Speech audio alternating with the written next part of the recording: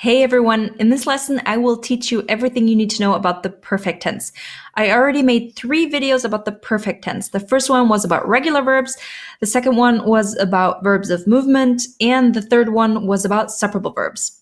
I will summarize all of this in this lesson, and then I will teach you some more about irregular verbs. So let's get started.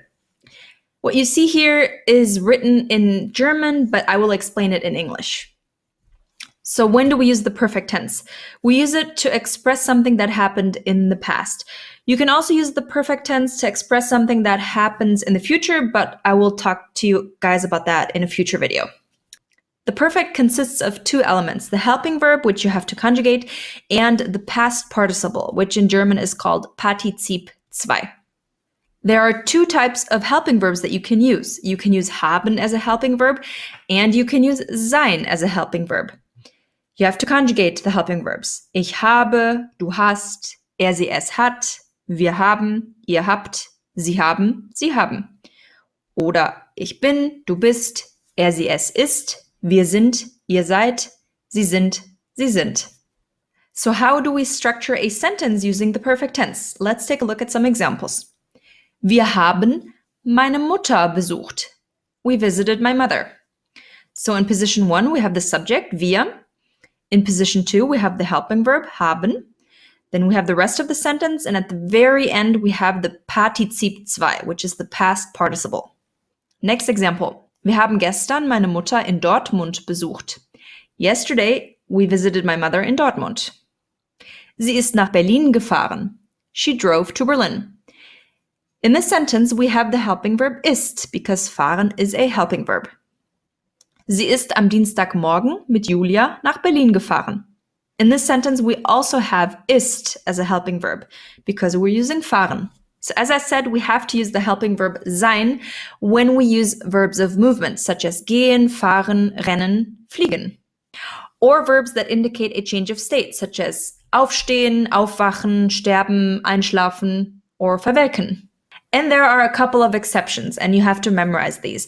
So there are a couple of verbs that you have to use with the helping verb sein, even though they're not verbs of movement, such as werden, sein, passieren, geschehen, bleiben.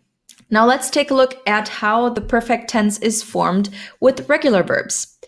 Let's take a look at the first table. Spielen, it's a regular verb. Gespielt, so we have ge, then we have the stem of the verb spiel, and then we have a t. Machen, gemacht. Fragen, gefragt. Wohnen, gewohnt. Arbeiten, gearbeitet. Reden, geredet. Tanzen, getanzt. Reden and arbeiten have an extra et because you cannot just add a t, otherwise it would be arbeitet, redet. That doesn't work. Let's take a look at the exceptions. All the verbs that end in ieren do not have ge in the past participle. So fotografieren, fotografiert. You just add a T. Reparieren, repariert. Studieren, studiert. Second exception. If the verb has a non-separable prefix, so if you cannot separate the prefix from the verb, then you just add a T at the end. There's no GE. Besuchen, besucht. Vermissen, vermisst. Erinnern, erinnert. Separable verbs. Separable verbs do not have GE at the beginning. GE comes after the prefix, so it's in the middle. Zumachen, zugemacht. Aufräumen, aufgeräumt. Anrufen, angerufen.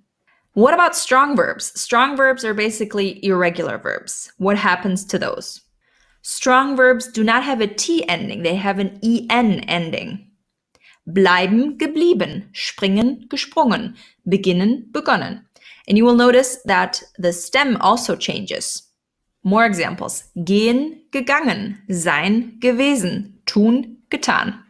There are also verbs with separable and non-separable prefixes that change quite a bit. Weggehen, weggegangen, mitbringen, mitgebracht, verstehen, verstanden. And then there are mixed verbs. I would suggest that you just memorize these. Bringen, gebracht, denken, gedacht, kennen, gekannt. Strong verbs can be grouped into these beautiful groups. The first group, for example, bleiben, blieb, geblieben, entscheiden, entschied, entschieden, schreiben, schrieb, geschrieben, steigen, stieg, gestiegen. So you see, it always changes the same way. EI, IE, IE. Reiten, ritt, geritten. Schneiden, schnitt, geschnitten. Second group. Fliegen, flog, geflogen. Schließen, schloss, geschlossen. Verlieren, verlor, verloren. Ziehen, zog, gezogen. Third group. Finden, fand, gefunden. Singen, sang, gesungen. Springen, sprang, gesprungen. Trinken, trank, getrunken. Beginnen, begann, begonnen. Gewinnen, gewann, gewonnen. Schwimmen, schwamm, geschwommen. Fourth group. Brechen, brach, gebrochen. Helfen, half, geholfen. Nehmen, nahm, genommen. Das ist keine Fun. Fifth group. Essen, aß, gegessen. Geben, gab, gegeben. Lesen, las, gelesen. Sehen, sah, gesehen. Treten, trat, getreten. Sitzen, saß, gesessen. Liegen, lag, gelegen. You can listen to this before you go to bed. I'm sure you're going to fall asleep really quickly.